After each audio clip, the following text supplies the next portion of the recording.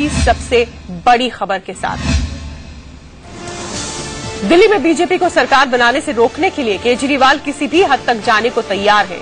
सूत्रों से खबर है कि केजरीवाल कांग्रेस के संपर्क में हैं। यही नहीं, वो जेडीयू विधायक शोएब इकबाल के अलावा बीजेपी के कुछ विधायकों से भी संपर्क साध रहे हैं। आज सुप्रीम कोर्ट में दिल्ली में सरकार को लेकर सुनवाई हुई। कोर्ट ने अगली तारीख 10 अक्टूबर तय की है।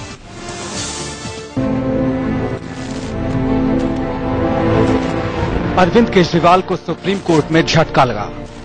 दिल्ली में चुनाव हो या सरकार बने, इस मसले पर हुई सुनवाई के दौरान कोर्ट ने सरकार बनाने की कवायद के लिए 10 अक्टूबर तक का वक्त दिया। सुप्रीम कोर्ट में केंद्र सरकार ने बताया कि एलजी की तरफ से अरविंद केजरीवाल को सुप्रीम कोर्ट में झटका लगा।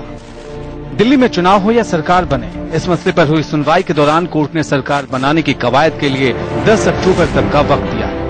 सुप्रीम कोर्ट में केंद्र सरकार ने बताया कि एलजी की तरफ से 4 सितंबर को इस मसले पर राष्ट्रपति से राय मांगी गई है कि क्या सबसे बड़ी पार्टी होने के नाते बीजेपी को सरकार बनाने का न्योता दिया जा सकता है, और उनके जवाब का इंतजार किया जा रहा है। अदालत ने सरकार को 9 अक्टूबर तक का समय दे दिया, साथ ही अपना इरादा भी जाहिर कर दिया। अदालत ने कहा कि हम चाहते हैं कि दिल्ली में जनहित की सरकार बने। अगर सरकार बनने की संभावना नहीं है तो चुनाव कराए जा सकते हैं।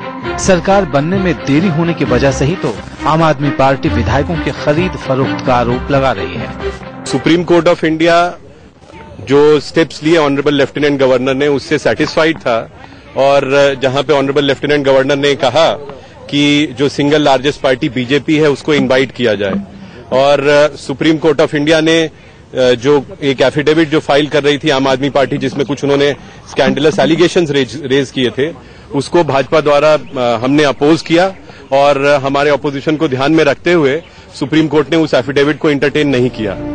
कोर्ट में बीजेपी ने कहा कि न्योता मिलते ही वो अपना फैसला ले लेगी। माननीय उच्चतम न्यायालय ने उसको ध्यान में रखते हुए जब भी अगर हमें एलजी का न्योता आता है, इनविटेशन आता है, तो हम लोग उसको पॉजिटिवली कंसिडर करेंगे, और जल्दी से जल्दी हम लोग अपना जो भी एक स्ट्रक्चर स्टैंड है, हमारी जो पार्टी है, वो तय करके और सबके साथ शेयर करेगी। दूसरी तरफ केजरीवाल की दलील थी कि इस मामले में और देरी न की जाए।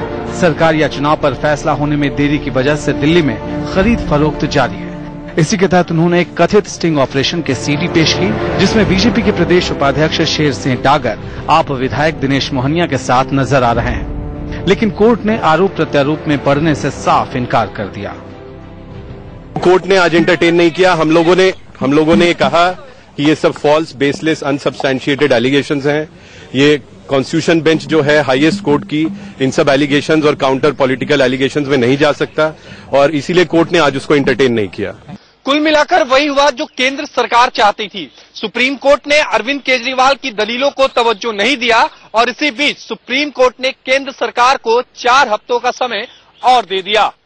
कैमरामैन अश्वनी के साथ आशीष सिन्हा, इंडिया न्यूज, दिल्ली।